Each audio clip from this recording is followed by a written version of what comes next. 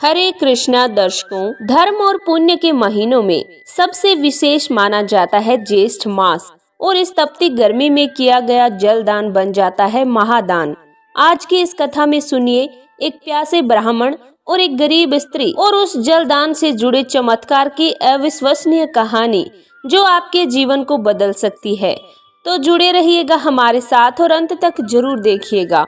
ये पुण्यदायक कथा बहुत समय पहले की बात है। एक छोटे से गांव में एक निर्धन ब्राह्मणी अपने पति के साथ रहती थी। घर में अन्न का एक दाना भी नहीं था, लेकिन दोनों धर्मपरायण थे।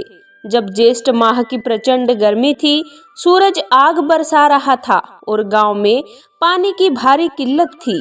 एक दिन जब ब्राह्मणी कुएं से पानी लेने जा रही थी, रास्ते में उसे एक थकाहारा ब्राह्मण मिला। उसका चेहरा मुरझाया हुआ था और होंठ सूखे हुए थे।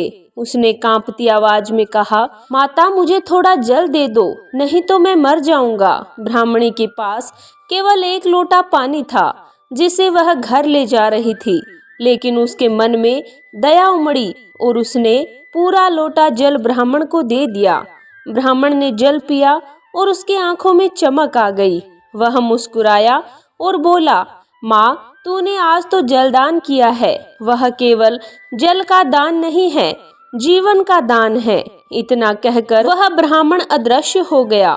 उसी रात ब्राह्मणी के सपने में भगवान विष्णु प्रकट हुए और बोले कि तुमने ज्येष्ठ मास में जलदान करके जो पुण्य अर्जित किया है वह 1000 यज्ञों के बराबर है। अब तुम्हारे घर कभी अन्न की कमी नहीं होगी। अगले दिन से चमत्कार हुआ। उनके घर में अनाज से भरे बोरे मिले, कोई भूखा नहीं रहा। गांव में ये कथा फैल गई कि प्यासे को जल देना ही सच्चा धर्म है। तो देखा आपने कैसे एक साधारण सा जलदान बन गया मोक्ष का मार्ग। ज्येष्ठ मास में अगर आप किसी प्यासे को जल पिलाएं तो समझिए आप पुण्य के भागी बन गए हैं। आपने देखा एक लोटा कैसे जलदान बन गया, जीवन बदलने वाला पुण्य।